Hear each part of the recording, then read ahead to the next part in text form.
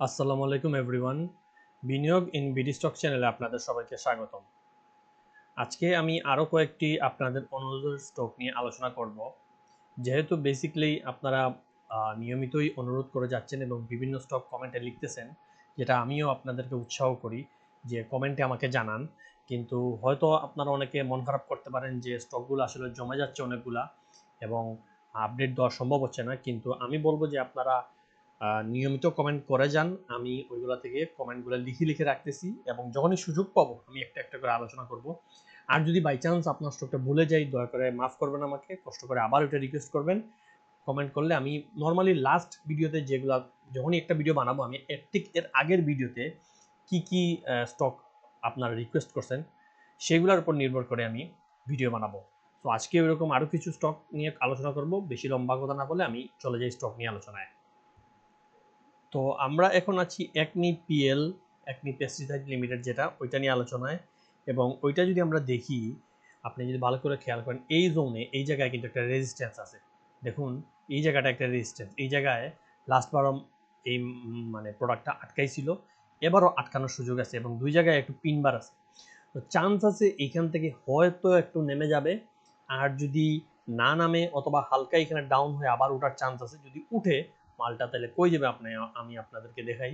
এই যে এই যে 21 টাকার যে জোন, মনে করেন এই জায়গাটা আমি যদি ভালো করে ড্র করি, মনে করেন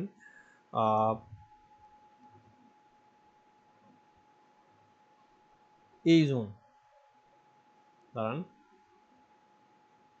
এই জোনটা হবে আমার মতে একটা রেজিস্ট্যান্স জোন, যেখানে এই প্রোডাক্টটা আপনার মানে বাড়ি খেতে পারে, এই প্রোডাক্টটা এখানে এসে থামতে পারে। সো এটা হচ্ছে একনি পেস্টিসাইড লিমিটেড, আপনারা যারা আছে খেয়াল করবেন।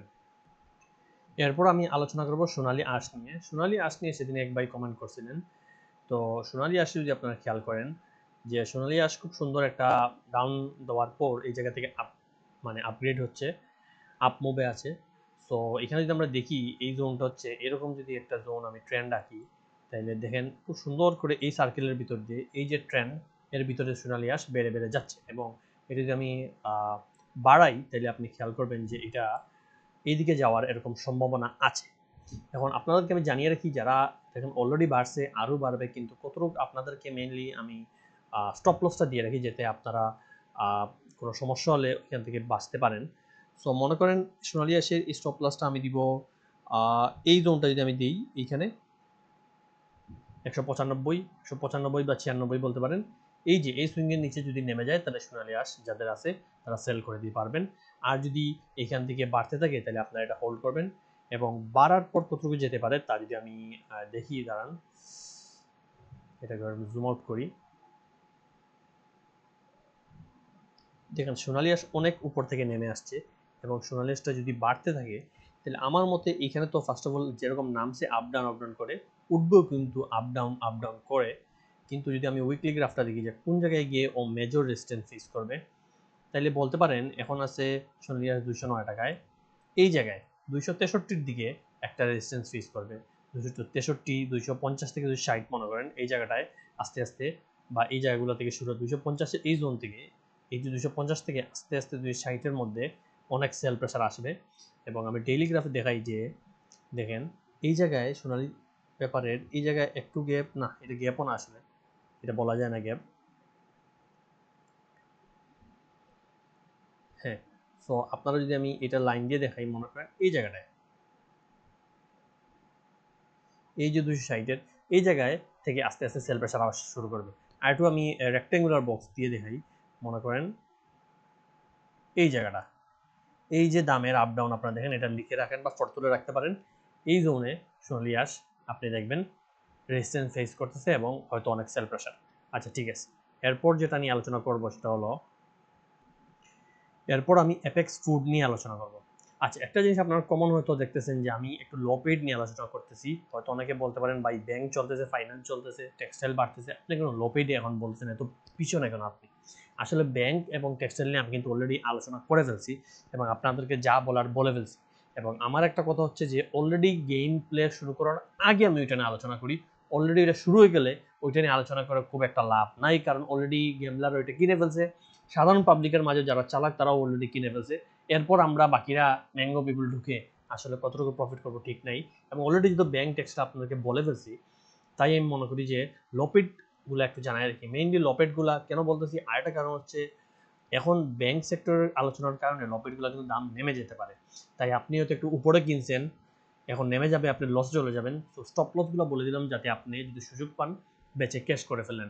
হয়তো এই ক্যাশ আপনি ব্যাংকে ঢুকাইলেন যদি আপনার ইচ্ছে হয়, অথবা মনে করেন আপনি প্রফিটে আছেন, আপনি চাচ্ছেন না যে প্রফিট থেকে এখন মানে কিনা দামে চলে আসুক, এর আগে সেল দিয়ে আমি একটু ক্যাশ করে রাখি, আবার নামলে কিনবো। তো ওই হিসাবে আমি আপনাদেরকে আসলে স্টপ লস সহ এগুলো বলতেছি। তো এফএক্স ফুড যদি আপনি বলেন, এফএক্স ফুড 237 টাকা আমি মনে করি এই যে জোন, যদি এটা আমি একটু দেখি, একটু সময় নিচ্ছি কারণ আমার একটু বোঝার জন্য। এপেক্স ফুড বলতে পারি আমি, মনে করেন এই এই জায়গা, এই জায়গাটা, এই যে 237 টাকা 20 পয়সা, এই জোনটা হচ্ছে এপেক্স ফুডের স্টপ লস। যদি আপনি এখানে এখানে কিনে থাকেন বর্তমান নিজেদের, এইখানে স্টপ লস দিয়ে সেল করে বের হয়ে যাবেন।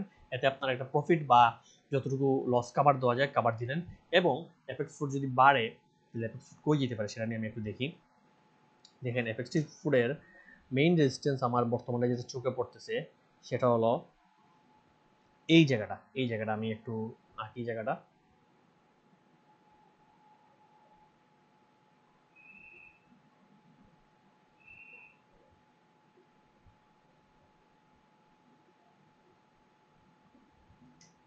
এই যে জোন, এই যে বড় জোনটা আমি দিলাম, আমি এই জোনগুলোকে আসলে এমনভাবে দিচ্ছি যাতে আপনারা ওই জোনে ঢুকলেই এটা আন্দাজ নিতে পারেন। হতে পারে এখানে নাও থামতে পারে, অথবা হতে পারে এখানে থামার পর একটু বেড়ে গিয়ে ওইটা থামছে, বা এর হালকা আগে থামা উচিত না, বাট এই জায়গায় থামতে পারে। যে কারণে আমি জোনগুলো এরকম একটু বড় করে রাখতেছি, যাতে মনে করেন আপনি 270-এ ঢুকলেই, আর যদি 270-এ ঢুকলে আপনি সতর্ক হয়ে যান। আমি বলতেছি না আপনি এখানে সেল দিবেন, আপনি চিন্তা করবেন, আপনি তখন আপনার ওই স্টক নিয়ে চিন্তা ভাবনা করে ওইটার ভলিউম দেখে, মার্কেটের কন্ডিশন দেখে তখন আপনি চিন্তা করবেন এটাকে সেল দিবেন কি না। আমি জাস্ট আপনাকে সতর্ক করার জন্য জানাই রাখছি, এই জন্য আপনি আসলে একটু সতর্ক হয়ে যাবেন। এরপর আসলাম রহিমা ফুডে। রহিমা ফুড নিয়ে আমি অলরেডি বিস্তারিত ভিডিওতে আলোচনা করছি, তবুও আপনাদের জাস্ট দেখানোর জন্য, যারা হয়তো দেখেননি তাদের জন্য জানিয়ে রাখি। এইটা হচ্ছে আমার রহিমা ফুডের চার্ট, যেটা হচ্ছে আপনি মনে করেন আমি সেদিনও বলছিলাম রহিমা ফুড বাড়বে ঠিক আছে, কিন্তু আপাতত একটু স্লো হওয়ার চান্স আছে। এই যে দেখেন এখান থেকে আমি নামানোর জন্য এই দাগটা দিছি, এবং এটা 130 থেকে 120-এর মধ্যে, রেঞ্জের মধ্যে। এবং ড্রয়িংটা যদি আমি সরাই তাহলে আপনারা দেখবেন রহিমা ফুড কিন্তু ঠিকই কিছুটা ডাউন দিছে, আবার আপ দিছে, কিন্তু আবার ডাউন দিছে, চান্স আছে আবার নামার। এখন এই যে নামাগুলো আসলে সবসময় একেবারে যে মন মতো হয় এরকম না। আমি যদি আপনাদেরকে কার্ভ করে দেখাই, মনে করেন কি দেখা যায়, এইটা দিয়ে দেখাই। মনে করেন এই যে নামবে, এই নামাটা ডাইরেক্ট আমি এখানে দিচ্ছি, ডাইরেক্ট এখান থেকে নামবে, হইতে পারে এইখান থেকে এই যাবে, এই যাবে, এই গিয়ে, এই গিয়ে, এরপর এরকম করে হয়তো নামছে, এটা হইতে পারে। আমি জাস্ট আমি এই ওভারঅল পুরোটাকে আপনাকে আন্দাজ দেওয়ার জন্য পুরোটাকে এক দাগে দেখিয়ে দিলাম যে এরকম নামবে, কিন্তু হইতে পারে একবারেই নামছে, হইতে পারে দুইবারে নামছে। তো যখন দেখেন এখানে কিন্তু অলরেডি একটা সুইং ফেস হয়েছে, এই গিয়ে এই হয়েছে, আবার এই গিয়ে এই হইতে পারে, এরকম করে নামতে পারে। সো ওইটা আপনাদের বোঝার উপর, আমি আশা করি আপনারা তো এতটুকু বুঝদার আছেন, এতটুকু বুঝবেন। তো এটার উপর এটা আন্দাজ করে দেখতে পারেন। এরপর আমি আর এটার ফটো আপনারা রাখতে পারেন বা স্ক্রিনশট নিয়ে রাখতে পারেন, যাতে এখানে আপনারা বুঝেন যে কই সেল বাই দিছে। আর আমার ভিডিও এটা নিয়ে আছে, তো আপনারা এমনিও বিস্তারিত দেখতে পারবেন। আচ্ছা, এরপর আইএসএন নিয়েও আমি আলোচনা করছি এবং এটাকে সুন্দরভাবে দেখিয়ে দিয়েছি। আপনারা দেখতে পারেন এই যে আইএসএন ব্রেকআউট দিয়েছে, এরপর এই জোনে সেল দিতে পারেন, এটা নিয়ে ভিডিও আছে, আপনারা চাইলে দেখতে পারেন। আচ্ছা ঠিক আছে, এরপর যেটা হচ্ছে সোনালী পেপার নিয়েও আমার বিস্তারিত ভিডিও আছে, যেটা আপনারা আমার অ্যাকাউন্টে দেখতে পারেন। এছাড়া তবুও যদি আপনি ওইটা না দেখে থাকেন তাহলে এখানেই আমি একটা জোন ড্র করে রাখছি, যেটা আপনারা দেখতে পারেন যে অলরেডি এখানে আছেন আপনি এই জোনে সেল আসতে পারে, যেটা আজকে কিন্তু আমি কিন্তু এই জোনে যে সেল দিছি দেখেন এক্স্যাক্টলি এখানে কিন্তু সেল হয়েছে, এবং এটা কিছুটা নামতে পারে। নামলে আপনি নামার পর ওইটা আবার বাই করে বা একটু পরে ওইটা বাড়বে, বাড়ার পর আলটিমেটলি এখানে যাওয়ার চান্স আমরা আশা করতেছি 230 থেকে 240-এর এই জোনে গেলে আবার সেল প্রেশার আসবে। সেগুলো আপনারা খেয়াল রাখবেন ইনশাল্লাহ। এরপর আমি যেটা নিয়ে কথা বলতে চাই, আলহাজ টেক্স। আলহাজ টেক্স নিয়ে আমাকে কয়েকজন রিকোয়েস্ট করেছেন। তো আলহাজ, স্পেলিং কি মিস্টেক, না, আলহাজ টেক্স। আলহাজ টেক্স নিয়ে আমি যেটা বলবো সেটা হচ্ছে আলহাজ টেক্স অলরেডি একটা ভালো ব্রেকআউট দিছে, ভালো গেইন করবে আশা করা যায়।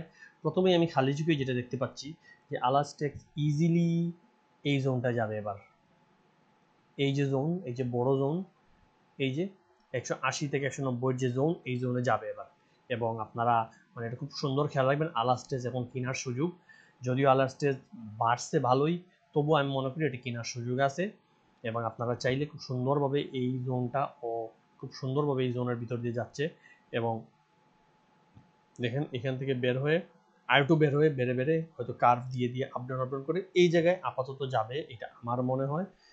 এবং আপনারা ফলো করে দেয়, যারা আলাস্টেজ কিনছেন ভালো কথা, হোল্ড করেন।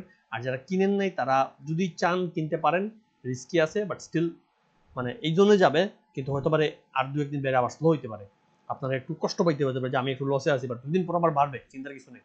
সো আলাস্টেক্স নিয়ে এটা হচ্ছে আপডেট। এরপর যদি আমি দেখি ইন্দো বাংলা ফার্মা নিয়েও আমি একটা আপডেট দিতে চাই।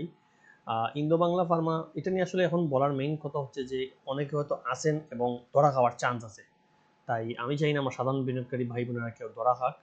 আপনারা আসলে যারা কিনছেন বাড়ার চান্স এখনো আছে, কিন্তু স্টিল আমি বলবো যে ইন্দো বাংলা ফার্মা এই জায়গাটা দেখেন।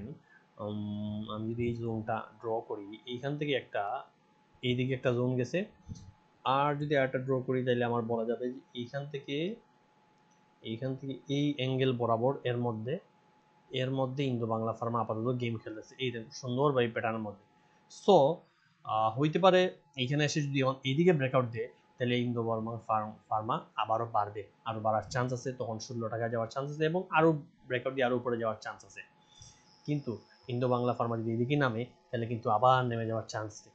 তাই আপনারা যারা কিনছেন এইগুলো খেয়াল রাখবেন। স্টপ লস যদি আমাকে বলেন যে কোন জায়গায় আসলে ভাই সেল দিয়ে দিব, আমি বলবো এই জায়গায় 1270, এটার নিচে আসলে সেল দিয়ে দেন, আর হোল্ড করবেন না। এটা হচ্ছে